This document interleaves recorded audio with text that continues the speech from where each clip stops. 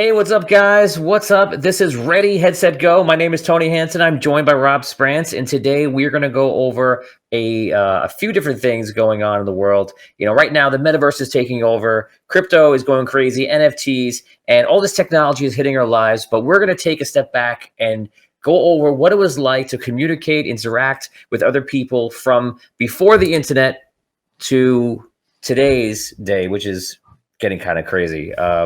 Rob, how are you experiencing all this technology? Oh, I'm loving it, but we could just call this episode "This is how old we are." Yes. Because I'm gonna try. We can even go back to before our time, what they were doing, but I would like to stick it within our life's window, so that, Agreed. which is also a terrible idea, but at the same time, we can share all of the ways that we used to communicate or how we would live before there was any social media, before there was metaverse, before any of this existed. So it just so happens that, I, Rob, am a Zennial. Okay. And what a Zennial is someone who is experience well, you might be a Zennial as well. I don't know what year you're born. But experience a analog youth and a digital adulthood. Yeah, that's me. Yeah, so we're Zennials here. Welcome to the Zennial Podcast. I'm Tony. This is Rob. And so basically, back in the day, if you wanted to get in touch with somebody, you would call them on the phone, and it wasn't their cell phone; it was their house phone. And if they weren't there, then that was it. Oh yeah, and it's so true. And that let's talk about the house phone for a minute because it was a landline, and there was a wire from the headset first to the phone. So even when you were on the phone talking to someone, you could only walk the length of the cord. And there were a lot of Yes, people used to buy this extra long 100-foot cord right. so they could walk around the house. And you find the trail of it going between all the rooms up into the window and wherever they're on the phone. Right, right. Yeah, but you're so right. Like if you tried to call someone and you didn't get them, if you didn't get their parents to leave a message, then That you was it. weren't getting them at all. And imagine the thinking how that changed. Like right now, if somebody texts me, they're almost like, "Well, where are you? Why aren't you answering back?" In Mhm. like what, a few minutes, maybe Yep. 20 minutes. And back then, like you would hit somebody up on the phone, and like that was it. Like if they didn't get back to you for the rest of the day, you're like, "Oh, I missed them today."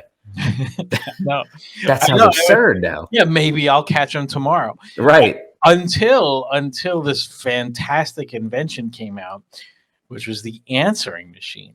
Right, Right. right. And at the time, it was a little box, and you had a cassette, and you would put this little, and it was a mini cassette. It wasn't like a regular cassette tape, which you probably don't even know what that is. But it's like a mini cassette, and you would put the mini cassette in, and you would record your greeting on the tape.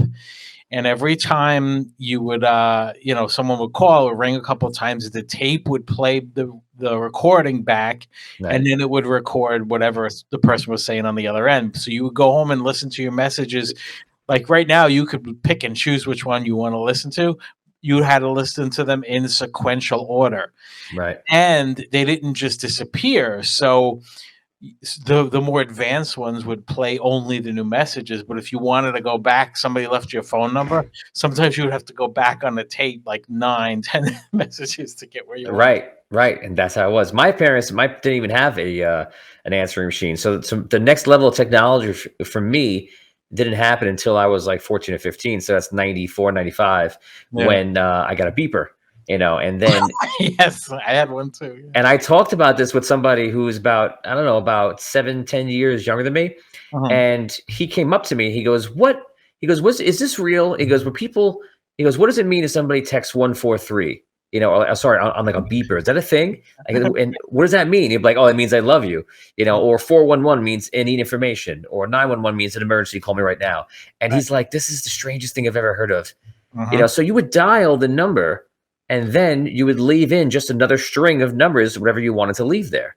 And Yep. that's what it was. And mine was worse because I had one of those beepers that was like a free service. So you had to dial 1-800 like 455 blah blah blah blah. Then you had to dial my number, and then you had to dial things. You're doing like 25 numbers just to Right. say, "Oh, hi, what's up?" I know, but most of the time, people would just leave their number. So that Right. was the first way. I mean, I guess that's the first real mobile technology for communication where someone can get a hold of you no Right. matter where you Well, are. you did have mobile. I'm skipping over mobile phones because there were car phones, not mobile phones. Yeah, like a car phone, or they had like the large antennas, the Zach Morris Yeah. antenna. But beepers, I think, were first. I think beepers were before that. Were they? Yeah, I think so. We'd have that's a good one. I'll look that up in the meantime. Interesting. Yeah. So I mean, they're definitely close to each other. I remember car phones in like the very, very late 80s. So that was there, and using an antenna on your car. So yeah, the beepers probably were the same time, or maybe right after. So, or yeah, I don't know. Wow. So And when I'm looking at the technology for the first pager-like system was put into use by the Detroit Police Department in 1921. And then in 1949, the first telephone pager was patented. So it was like the concept and even the technology was around before it became, for everyone. The technology was around already. It's crazy. I mean, yeah, you have radio, the switchboard operators communicating when you're going back that far. That very different world back then. Yeah, I mean, so yeah, I think that the pager came before the mobile phone. I do remember that big show Yeah. of the mobile phone. Like they made a phone call in the car, everybody was around. Those Yep. things were like $15,000, and the signal was as bad as it gets. Yes, I had a mobile phone in my car, and I never used it. And it was just a case of emergency, and I kept thinking like maybe I should just get rid of it because like the idea is like, well, if you end up in a ditch somewhere, you're gonna need this phone. Right. But I never used it. And here's what a pager looked like. Oh my god, that is it. It has the buttons to scroll lifting, right? That is a high level pager though, That is, because it's true, right? yeah, I'll see all this stuff with the time and the date. No, none of that. No, None of that was the I'll first try one. to find like I know. Oh, here it is. I see it. It's gonna take me a second to bring it up. But go ahead. In the Yeah, meantime, so he's going to show you one probably that has just the phone number, and that is pretty much it. And if you displayed that, you press one button, and that's all you got. And I think I'm pretty sure it ran on like a AA battery, like one AA, yeah, one double A, and the battery would last a long a time. long time. Yeah, I actually never remember saying, I need to change the battery. there wasn't a thought. It wasn't. It just wasn't a thing then. So here's That is it. yeah. Yep. So, but if you notice under it, there's a belt clip. Yep. And the reason why the readout looks the way it is so that when it was on your belt clip, you could look down and see the number without taking it off your belt clip. Right. It's crazy. And there's always those people who had like 2 and 3 of those on their belts for whatever you needed that for. And just the thought back then of doing something just like we're doing right now, where it's you and I are having a video conversation. You're in one state, I'm in another state. Yeah. And it's razor sharp. I would have blown my mind. Oh, I know. And back in the 80s, it was all about what the future was going to be. And that's why you saw a lot of like Small Wonder and Alf, all these shows that were talking about what? Back to the Future. Back to the Future, the movie, exactly. So in the 80s, we were obsessed with what the future was going to be, and the idea of the future was 2000. The joke was that, well, not the joke, it's kind of what people thought was the year 2000, we were going to be in flying cars. Okay. And that was always the thought. And then we got there, and people were like, what happened? I know. Well, you want to know something? I'm going to make a prediction that I don't think there'll ever be flying cars. They actually have them. They actually have them now. No. I don't think they're ever going to be something that's going to replace cars, because I just think that the chances of it crashing into homes is going to be. Even if you use the highway and make it so that you can only fly above the highway, of course, people aren't going to just do that. There's got to be a way. I think what's going to happen is we're going to see autonomous flying vehicles, which is coming out very soon. There's actually one coming out in like a year and a half. It could take 2 people, and it's just GPS, one location to the next, and it even has a safety in it that if it's like malfunctioning and going down, there's a way for it to land safely. Would you get in it? Would you be one in one of the inaugural flights? If they say we have this ready, you wouldn't, right? Nope. Neither would I. But after the first year of them, they feel okay. Yeah, I'd do one. Maybe. All right. Yeah, give me if I have a parachute, like if you tell me, it's like when you get in a real airplane, they're very safe. You know, they never go down. If you hear about one, it's weird. Yeah. But like, there's always a thought of like, if something went down, I got no parachute. I got nothing. Yeah, I know. But I don't think it would matter. I don't know if I had a It parachute. I don't think it would it doesn't. It's just for the mind, just to feel uh, pretty good about I it. would just hang myself swinging off the plane. Just Yeah, that's why. yeah. You might as well jump into the engine and just end it right Right, there. exactly, and put a quick end to it. So, yeah, Um, it was funny you brought up the beeper. Holy shit. Yeah, so that was the mind. So yeah, that was the mindset from the beeper technology to the future. We're in flying cars for the year 2000. But you know what did happen, ladies and gentlemen? What did happen is when the mid 90s came, 95, 96, we went into AOL Online, Netgear Mm. browser, and or Netscape. No, sorry, Netscape. Netscape, well, Netscape came later. The What was the only first one? AOL, because AOL was the internet. Right, So it wasn't like there was, you would get online and then you would go to AOL. right, So your phone, your dial-up phone that we mentioned earlier would be your portal, but you would have a modem and it would actually dial on a regular phone. So you'd right. hear it go beep, beep, beep, beep, beep, beep, and it would connect and you'd hear the handshake between the both sides. You actually hear the tones. And then after a couple of seconds, the America Online would pop up, and it was so slow, but it was just mostly text. Um, and I remember, instant messenger became a big thing. Like that was a huge advance. Right. So what we know as texting now was first instant messaging, which just happened from computer to computer. And we're already in the digital realm. Like we already left the analog land because but in a way, this is the first merge of the two because it would be a Yes. digital modem calling on an analog signal. Right, right. Yeah.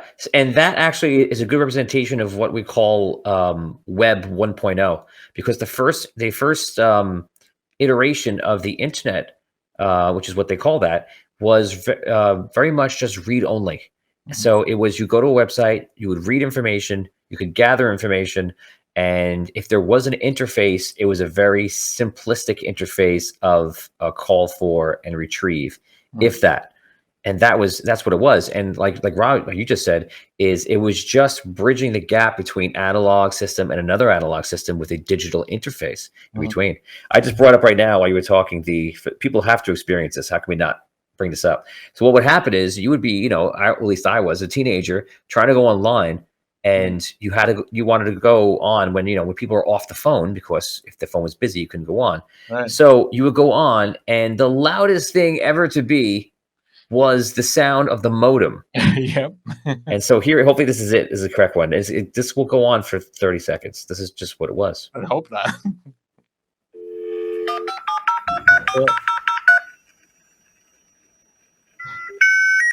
Oh, yeah. Now, this is low, but this used to be loud.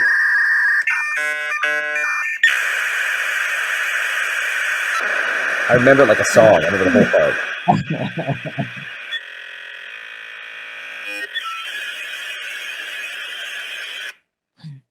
That's nuts. And yes, that's exactly what it sounded like. But what's weird to me though is when they created, the modems that you didn't need the phone, you just plug the line in. Right. It It confused the hell was out of people. right, but it would still turn the speaker on inside it for you to Yes. hear that noise. Yep. Because I guess so you know that it's connecting, but why couldn't they just give an indicator light and have to like so even the box that bypassed the phone would still make that stupid noise. I think it still had established the connection somehow, because again, that was probably them going from the first iteration to like the next thing they made, which was a continuous internet. And that was, like I said before, that was confusing, because people were like, "But how do I get on the internet?" They were like, "No, you just push the button." And you're like, "Yeah, but how do I get on?" And you're like, "No, no, no. When you push the button, you're already on." And then I was just like, "I don't understand." Right. It was weird. Yeah, but saying it's web 1.0 is right on because we're living in the midst of 2.0 and the point of this podcast, a bunch of other things as well, but is to explore what 3.0 is going to be like. Right. You know, Exactly. so when we talk about throughout the weeks of these concepts that sound absolutely insane to you, and how could that be? And I can't grasp how that could be. Think about what we thought of back then and what we would have thought of just this and Right. internet 1.0. Yep. And the ability, and here's a huge one, Tony, and this is not so much social, but just in technology, the thought of being able to watch anything that you wanted when you want to watch it was not how things worked. Yes. You had a schedule, you had a TV guide that you would look in, Right. and Paperback. right, and the show would just play. It's like radio now. Like the shows would just play, Right. commercials would play, Right. and if you didn't catch it in the beginning, that's it. And even early cable was the same way. There was no DVR. There was no the concept of DVR was, that came from the VCR, which would record video. So you can set a clock and say turn it to channel 5 at this time and record for an hour and a half on the tape, whatever's on it. But just a thought back then of, and this blew my mind when I was first told it because I couldn't understand how it would pull it off. But now you see, was like, imagine you look at the TV guide and you say, that's what I want to watch. And it just starts playing. And then Right. my brain would be like, well, what about everybody else? Do they have to watch what I put on? Like Right. you couldn't understand the concept of on demand and the streaming. Right. So before we were talking about, interaction with other people, but the content that was delivered to you first was done through just regular broadcast TV, and your channels. What that I experienced was 2, 4, 5, 7, 9, 11, 13, Yep. and that was it. And 68, baby, power out. They don't know that about that. And the remote control, if you were a kid, was you.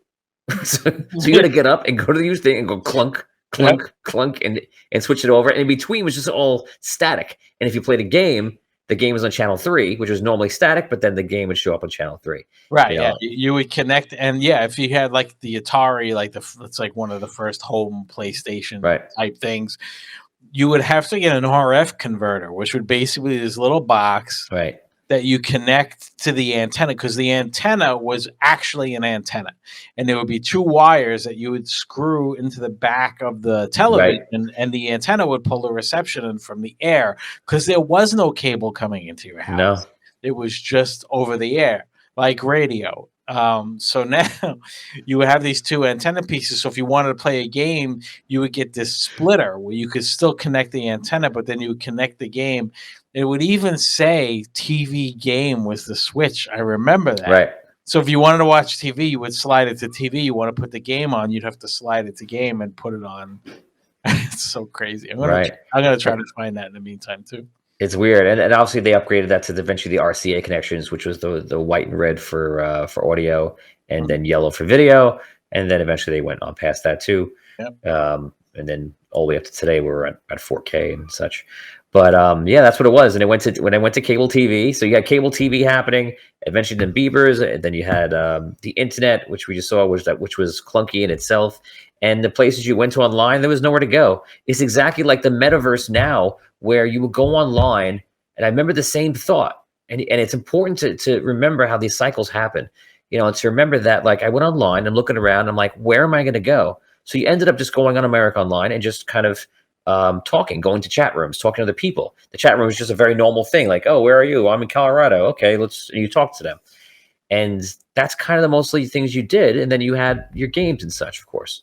And it was already, though, even in those early AOL chat rooms, it was already a sign of the disgusting side of the internet. Oh yeah, immediately. Even back then, man, because it was rough. There was some seedy motherfuckers on there.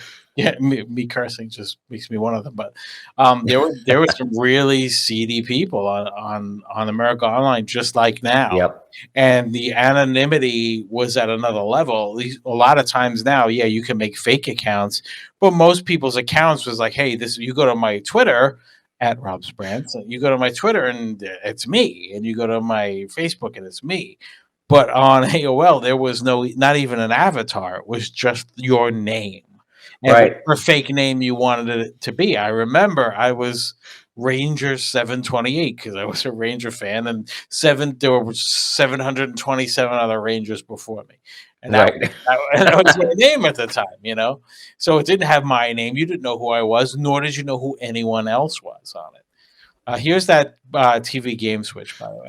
Yes. That's Yeah, so exactly how I remember it. Yep. yep. So you would connect to an antenna, it would be a pass through, and then you'd hit that switch back and forth, and you could see the game signal was just a simple what are those RCAs? It's just a simple RCA cable. Eventually, it was a RCA. I don't know if they can. I'm pretty sure that they don't consider this. I don't know what they call this exactly, but RCA was the white, red, yellow. Yes. But maybe that's a prior version of RCA. That'd be something you should look up. I'm not sure what they called that. It could be, yeah. But anyway, yeah. So I guess moving forward, the internet started to obviously pick up, and speeds became higher, and we eventually started to develop. I want to say that I felt like everything started to really change around the first iPhone. Mhm. And I got the first iPhone. It was the first phone that I ever cared about getting. It was weird for me to actually care about it, but I loved it because of how futuristic it seemed. Yep. And I had it. And do you know the first iPhone lasted about a week and a half without charging it? I had the first iPhone. I don't remember that part. I used to have it on the thing. I would pick it for phone calls, and I would go on a little bit and do a couple of apps. But I remember I couldn't believe how long I'd have to charge it for, and I let it go. And the first one I made it. This is the very first iteration. It went for like almost a week and a half and no charge. But they immediately started catching up with the apps demanding more out of the phone and the phone doing more, and then eventually that was immediately gone. Yeah, the first time I held an iPhone, like I had a Samsung Blackjack phone, which was like keys on the bottom and a little thing, and going on the internet was absolute agony, and it was on the first iPhone too, because you couldn't really see what the pages looked like. There was no developed for web, and I don't even think there was a 3G. I think it was a 2G data connection, so it was very slow. Just in general, unless you were on Wi-Fi, but even if you were, I don't know, did it will go to Wi-Fi the first one? I'm not sure. I think it did. It's tough to remember. I remember that with iPhones, you couldn't even send a photo, and then the joke would be that the other phones, they were like, iPhone doesn't even send a photo, so why is it good? And I was like, well, it does all these other things, but yeah, that's annoying. Why can't I just send a photo to somebody or whatever? And so that was always the crux of the iPhone. It was just like, oh, this stupid little thing. But that's what, at the time, that was the coolest way to share something. You were just sharing a photo, sharing an image, whatever. Yeah. And it had a music player. Like right. It basically was an iPod with a phone that had some internet. Right. We are skipping over the iPod. That's a very good point. Yeah. But the thing was, it didn't have background audio. So if I wanted to play music, I remember there wasn't even third-party apps. First of all, it was just what Apple put on the phone. Right. You couldn't download an app. It was just what's on the phone. And if I played music, you would be able to do other things because Apple designed it. But when they first opened it up to apps, I could get Pandora and listen to radio streaming. But you've closed Pandora and music would stop. You could not. And that's the kind of thing that you don't think about until you go through it, and you're like, you know what? If we made this feature, people would enjoy this. Yeah. Because when you first think about it, you're just like, well, they're doing one thing at a time. Why would you want to do two things at once? Yeah. Yeah. Look at now. Yeah. I'm on my iPad. I can have split screen and all this other stuff. Yeah. On my phone, I must have 4 or 5 apps open at the same time, open different times. And I go through and go back and check, it's multitask to the upteenth. That was dimension. A wow. That was a wow. And I tell you, it's as we get older, it's still the wows are very few and far between. Yeah. And virtual reality was the first wow I've had in a very long time. And that's why, we're going to focus on VR a lot as the show gets rolling. We're talking about how we're going to do this. But this is a nice conversation to kind of know not only how old we are, but get a sense of our personalities and what our perspectives are. But when I first, it was the PlayStation VR was the first one I got, and I remember when I first put it on, I didn't know what. And you can talk about it all you want, you can see commercials all you want, until you're inside it, you just don't get it. And the Yeah. second you're in it, my mind was blown. I could not believe. I'm like, I am here, and it's 10 times better now with how much sharper my headset is, and the PC VR and everything. But my mind was blown.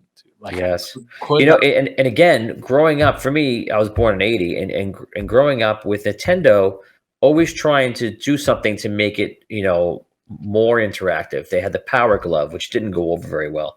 They No. had the track and field, a pad on the floor, which you would run and place on, and that would, trigger, almost like triggering buttons on a controller. They had the gun, the zapper gun, which you would Mhm. shoot at the screen. So they were trying to get there, but some of it was good, but a lot of it just didn't really take. And eventually, getting to Wii, actually, many years later, Nintendo Wii, where you're aiming and you're bowling by swinging the controller back and forth, Yeah. and then creeping up was VR. And my first experience was from Richie, because Richie had a friend that had the Oculus, Mhm. and he brought it to the studio, and we cleared out the live room in the studio, which is a large room. It was perfect for VR. And they set up the whole thing. It looks like, what the hell are we doing here? They set up the whole room, and it was a scenario where you're on Tatooine and you are protecting the Millennium Falcon from stormtroopers, and you have a lightsaber. So Richie goes all out of his way. Richie Castellano, who's a mutual friend of ours, goes Yeah. all out of his way to set it up and make it awesome for me. So what he does is he knows the game I'm going to play. So he puts a fan on me. So I feel the breeze. He always goes the extra He mile. does. Oh, 100. Yeah, we Always. both do, and we always joke around like that. Where one of us is fuel and the other one's fire, because we keep taking. We tell each other's ideas and try to top it and how much we can go. So I had the wind on me, and I had the headset. My hearing is in the game. The visor is down, and I played through it. And I tell you, I must have played 15 minutes. And when I took it off, I had to literally just be like, "Wow, I'm just in the studio." Yeah, I'm back here. I'm Yeah. back here. And I have to sometimes tell myself that, because look, I'm a gamer since I was 7, 10 years old. I used to play PC games like Ultima and all these things just like such a long time ago. So I've been gaming my whole life. And there are certain times within my gaming life that you get wowed. Yeah. This was what I was like a kid again, man. But you do have to remember that. Thankfully, I know the type of games that I love are the darker games, the adult games, the beautiful graphic games. Now that doesn't mean Beat Saber and stuff like that isn't fun. It is, but I Right. love those experiences that are kind of real. Yeah. But they're also horror. So there's a Resident Evil for the Yeah. PSVR that I had to, as I'm playing the game once in a while, I just have to tell myself, I'm on my couch, I'm on my couch, I'm on my couch. It's because, again, if you're listening to this and you're, wanted to learn about VR and see if you want to get into it, but I have a feeling most people would have headsets already. But if you aren't, you can't, no one can explain it to you. No one. Right. If you played Skyrim and that was one of the games that you loved, imagine just being in it. Like there was this moment. It was a shooter game, and we were rating, and it was PSVR again. I think it was called Firewall Zero Hour was the name of it, and we were raiding a Arabian palace to try to get to some terrorists. And there was a moment when I was behind the door and I heard the footsteps coming, and my heart was gonna jump out of my chest. I never feel like that when I play a game. Maybe Yeah. sometimes, maybe if I'm on a streak with something and it's towards the end and I know if I die, I'm gonna be screwed and go back to the beginning. Right. This was more of a my life is in danger because like there was a guy coming around the other side. And instead of doing what I would normally do in a game, which is turn around, I literally took the gun and went around the wall and peeked and shot him. And it was I was like, this is the coolest thing ever. So, if you're on the fence about it, you have to try it. You Yeah, absolutely have to. VR is absolutely something like you said. You cannot explain it. You just need to try it because someone will try to explain it to you, and you just won't get it until you do it and see how it is. Because once something takes over your eyes, takes over your hearing, you realize that you knew these senses were important, but you didn't realize even how important they were because it just does everything. And once they're getting very close to adding in tactile Mhm. and all that kind of stuff. I saw some things where I don't quite understand it, but they were shooting either light or something at you where you would able to feel the textures on your hand. Oh, it was a liquid, I think. A liquid. One was a liquid that would put kind of pressure against your hand, like inside a glove. There was another one, yeah, with some kind of magnetic field or something that they were, playing around with to see how it made your hands feel.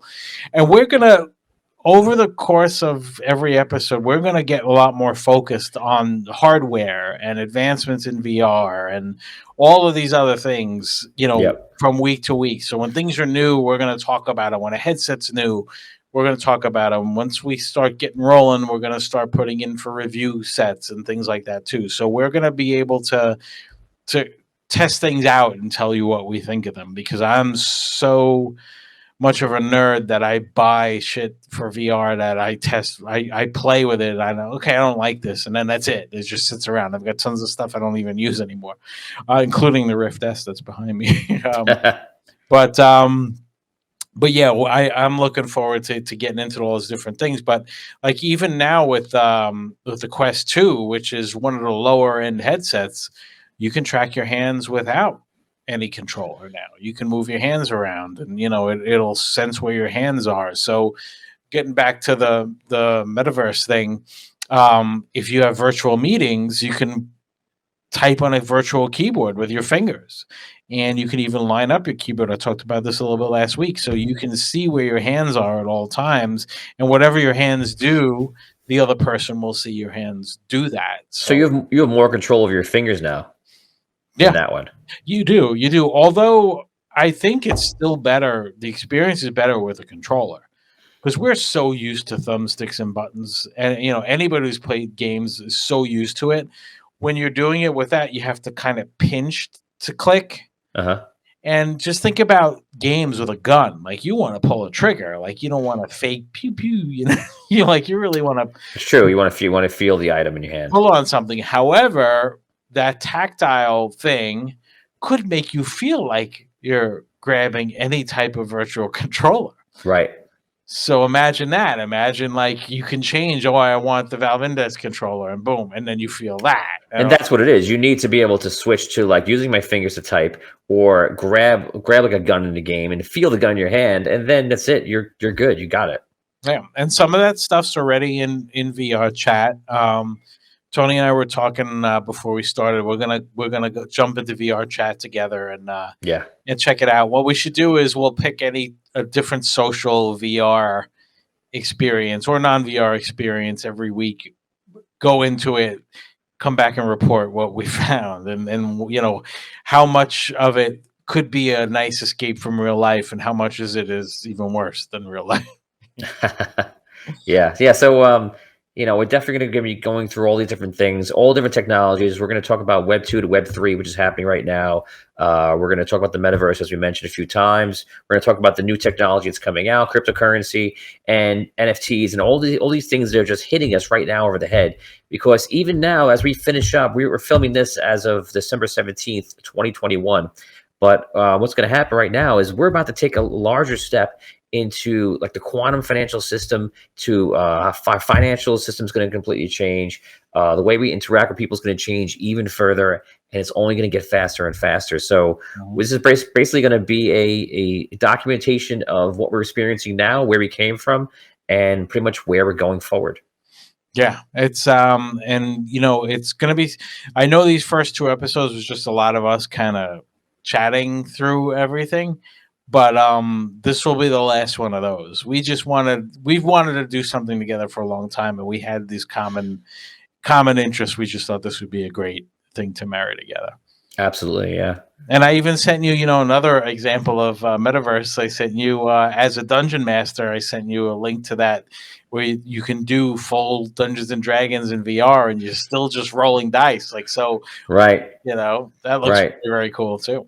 Yeah, and it's once they take that and they just include it into a place where you can walk around into any game and walk over here and play this and roll dice and whatever it is, it's like it's going to be fun to see how everything just starts interlocking and connecting up together into that one giant Ready Player One universe. That's absolutely coming. But as we were talking about in the past, we're probably gonna have to face 1,000 metaverses first, 1,000 wannabe metaverses first until one, two, or three of them, come up as the winners, and it's probably because of and it's something ingenious about it, something that just captures the imagination, or a technology that just kicks the shit out of everything else. And it'll probably be something that we're not even conceiving right now.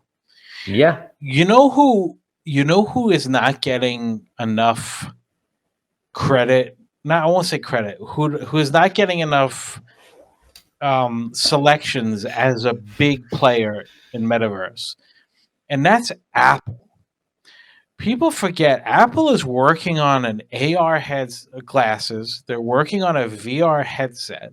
right, I mentioned last week that I thought it was incredibly unfortunate that Facebook, that's what I'm still calling them, Facebook, are in the best position to create a metaverse quickly because of their base and because of the servers and everything. yeah, And it's unfortunate because they're terrible with privacy and no one trusts them and they're evil and they buy up and kill these other innovators and everything else. But forget about all of that. Apple is a company that's the complete opposite end of the privacy spectrum because your phone literally says, should I even track this? Should I tell it no? And right, advertisers went insane on them. Facebook was pissed because you all you have to do is say nope, you're not tracking me anymore, and that's that. Because right. Tim Cook's big on privacy, so imagine Apple, who while it's not Facebook level, they've got a big base, and they might be the ones that can do it. And I wasn't thinking of them, and now I'm hoping almost that they come and swoop in. It would be nice. It would still not be decentralized, but it would be better than Facebook or Meta taking over the actual metaverse because it's got to be something where everyone comes in. It's like the internet now. The internet now needs to be everyone can come on it. You can onboard. You can do what you're going to do, interact, and that is what it has to be. And if it's not, that's scary to think what's going to happen. Yeah, well, I'll tell you what can never, not that this has ever been discussed, but my brain just went two steps ahead. Yeah. One thing that can never be allowed to happen, and if you think about it, Google is doing it. Facebook Meta can never be allowed to run internet pipe and give you and be an ISP. That's bad because right Yeah. now our ISP is separate from, yes, we go on Facebook, we go on, these different services, but we're not using them as the portal because if that happens, you're back to America Online. Yes, and I'll give you another scary thing. In the world of cryptocurrency, I believe the coin was called Libra coin, and Facebook was coming out with their own cryptocurrency. And when they did, everyone freaked out. Mhm. And consumers were just looking at it like, oh, they don't want to do that, and some not really thinking about why, because Facebook, rivals small nations. If Facebook has its own currency, 100% this is going to be a problem and a threat to the sovereignty of other countries. Mhm. So that's another thing that they started doing it and then they quickly backed off because I think the government stepped in and kind of behind the scenes is like, listen, whatever. So they were going to do that and then they kind of changed things around and here we are today. They're doing the metaverse, but yeah, these scary monopolies could happen.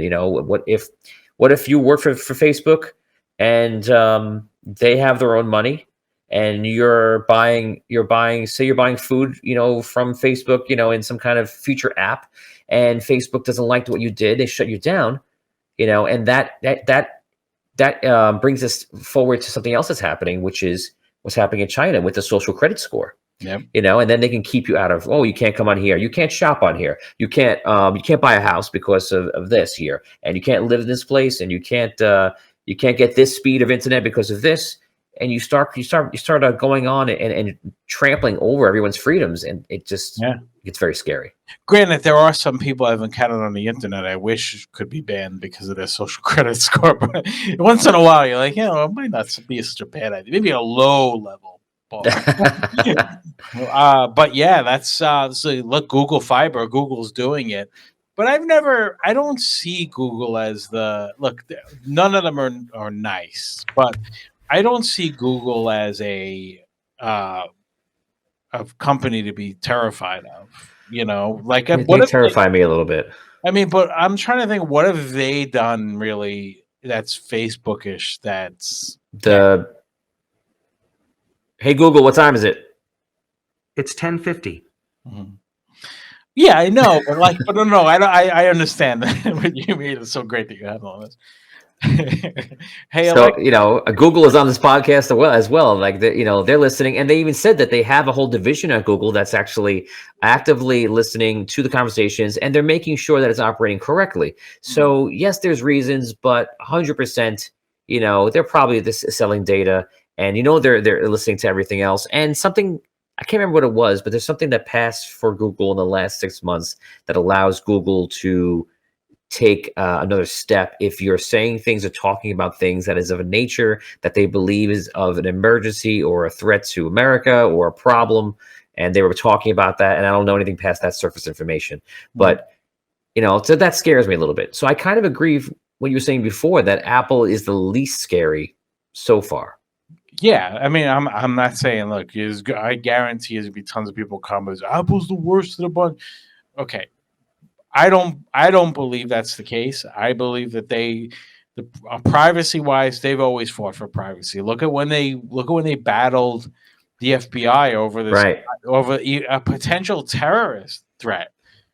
They wanted to unlock the guy's phone, and Apple refused to do it because that was the first brick. Right. It said we will not do this, and it's not because we don't want to support. It's not because of this or that, but it's because this will set a precedent that we think is dangerous. Right. And it was great because they set the precedent the other way, saying that, like, no, this isn't okay. And from there on, we've been battling it back and forth, what is and what is not okay, winning and losing, and mostly losing. Yep. Yeah. And that's not a PR thing. Like, that's real. They really did that. So that's why I'm kind of in their corner on all of this. And frankly, their technology is amazing. So bring on these glasses, bring on this headset. It's gonna probably the one thing that will probably stop it from being have mass adoption is their pricing is probably going to be high. Yes. But then again, if I would have told you, Tony, back in the Samsung Blackjack days, that your cell phone will cost about $1,000 to $1,500, you would tell me to go for that myself. Yeah, pretty much. I mean, what is it going to do? Cook me dinner? Yeah, and here we are. Half the world has $1,000 phone or more. Right. It's because now it's become a lesser version of, like, we're having a car. Yes, it's expensive. I'm going to pay it in payments, and they put you on a plan where, okay, you're going to pay an extra $15 per month, but it's going towards this expensive phone that you would never be able to afford. Right. So that's the world we live in, where we're leasing more than buying, and when we're buying, we're really paying for it down the road. Yeah. And this is, you said it perfectly, because I'm on the iPhone upgrade program, which I pay a flat rate every month, and every year when the new phone comes out, I pay the tax on it. I send this one back. They send me the next one. Right. And it has insurance and everything else. But yeah, that's exactly it's what they want you to do. They don't want you to just buy a phone and keep it for 2 years or 3 years, Right. But it's going to be interesting to see what they do, because I have a feeling, they have this FaceTime technology. They're doing these memojis, and they're getting very advanced. So maybe they're going to use that as part of it. I hope it's not cartoony like that, because the Facebook Horizons is so cartoony. It's stupid looking. I go back and forth trying to think about how much I care about the look, and I think that, I mean, it can't be photorealistic because we're just not there yet. And even if it was there, which there are ones that there's one that came out which I cannot remember the name of it. It looks pretty good. It's a metaverse I'm talking about, and but is your computer going to run it, and how good is it going to run? Because Decentraland and Sandbox, they look kind of like a Wii graphic from Nintendo, and while it's like that, it's creating a lot of stuff around you as you're traveling through the world. And my computer is a gaming rig, and I'm having some difficulty. And not everyone has a gaming rig. Yeah. So that means that immediately we need to catch up. Yeah. I think, that's why I want you to jump into VR chat with me, because I want to show you, we'll talk about the cartooniness and not, because I want to show you that some of the worlds, while the avatars can look cartoony, you can pick anything though. Like I have now the Sergeant Pepper beetles. I have I can pick any one of them. So you have the yellow submarine beetles and things like that. But the environments look like you go into one that's like a house party, it's a house. You go into a club, it's a club. It doesn't look like the Facebook one looks like 40 years ago, the graphics. It's terrible. Yeah. The horizons. So this will give you a better idea of what it could be. Is it better than Oculus? Because Oculus wasn't bad to me. I liked Oculus. Which one? Oh, the home? When you go to the home area. So in Oculus, for those who don't know, you have this area where it's like your home, and you go in there and you can change the way it looks, but you can make one where you go out to this ledge and you see this galaxy, or looks like a setting that's like in Cyberpunk or something like that. Yep. And it's not very cartoony, but it's definitely not real. It's kind of in that vein, but I think it looks a little better than that. But I know what you mean. Okay.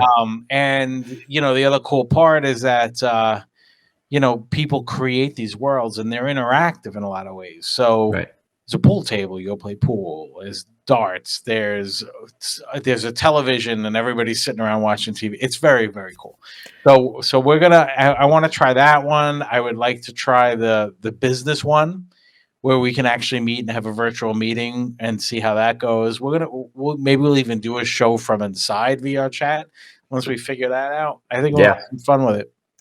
That'd be cool. We can also, when we get to the point where you can do a lot of things in the metaverse, we could even for example, play pool in there and then play pool in real life outside of it and see the differences where you have more fun. Right. Yeah, I know that's a good way. The one thing with pool, though, I find myself wanting to lean on the table, and there's no table there to lean on. Oh, but that stuff's gonna come too. Like there are some apps where you can trace out different areas of your room, so where the seat is the seat, where the couch is the couch. So if you sit on a virtual couch, you're on the real couch. It's tricky. Yeah, so you could. Richie does that. Richie Castellano does that with his chair. He plays Elite Dangerous. Yeah, I play with him. He's the one I'm playing. I'm the one who's playing with on the other side. You still playing with him? We haven't played in a while, but he's on tour right now and he's working on this project. Yeah, he's playing a lot. But he has he's got the chair, and then right there, the chair, he has the two controllers right there. And because it's there in real life and in the game, you immediately take to the fact that, oh, these hands are real. Yeah. So that really does enhance. But what are you going to do? Because if you trace your room out, then it's gonna be for that one thing and then not for every other game. So well, I guess it depends. There's some scenarios where that would work. Again, forget the game part. What about a virtual home? Like you're hanging out at home and you live in some shitty apartment and you want to feel like you're living on a place in Hawaii. So, and if you look online, there are people who've already done it. They've rebuilt their apartment physically in VR, so that when they put their headset on, they're just in a different version of their own space. So, you look like you mentioned the galaxies outside the windows, or, you press a button and then you're on the beach in Hawaii, and, but you can still sit on your couch. Your television is still your television where it would be. It's just very wild. I guess the next thing they're start thinking about, or someone should start thinking about, is creating the environment around you that you can create, breeze, light, medium, and heavy, a bit of heat, just enough to give you the sensation. You don't need to burn your house down, and some air conditioning. So maybe just a higher form of the air. Because if you're looking at a glacier and you're in the North Pole and you feel air on you, your senses will take you there to kind of make it cold. So the air thing, technically, while it's not made for that, could be easily implemented, because even the valve index, if you take the front piece off the valve index, there's a big empty space with a USB port.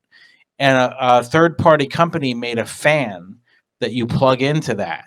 So it cools your face the whole time just to keep the temperature all headset down. But imagine if you snap in a module, and that module can either cool or blow warm air on you, and the software could control it. Right. There you go. Even easier. You don't have to do anything around you. It's just in the headset. Yeah. So Right. yeah, it's cool. So think about, like, we're talking, this episode was just about like where we've come, where we've gone. We're leaving the age of the 2.0 social media, and TikTok is now the fastest thing. Short content, interacting with people, replying to them, making videos, and we're now crossing over to, eventually it'll be the norm for, you're making content in regular, non 3D, because it'll be like all your content should be 3D, and probably like, well, I use an avatar when I do it, because people are doing that now. Their entire content is them as an avatar in their room, Right. and they're just talking to you. Yep. So yeah, we're starting to leave that. Doesn't mean it'll die fast. Doesn't mean it'll die slow. Or who knows what's going to happen. But it's exciting to see what's going to change. Yep. I'm looking forward to it. I'm looking forward to us exploring it together. Yes, absolutely. Okay, guys. Well, once again, I'm Tony. This is Rob, and this is Ready, Headset, Go. As Rob mentioned, we're going to be doing a lot of different things. We're going to have a lot of fun segments going over all these new technologies and new things that are coming up. And we would love to hear from you guys as we start going, and we're excited to bring it to you. So thank you for joining us today, and we will see you next time on Ready, Headset, Go.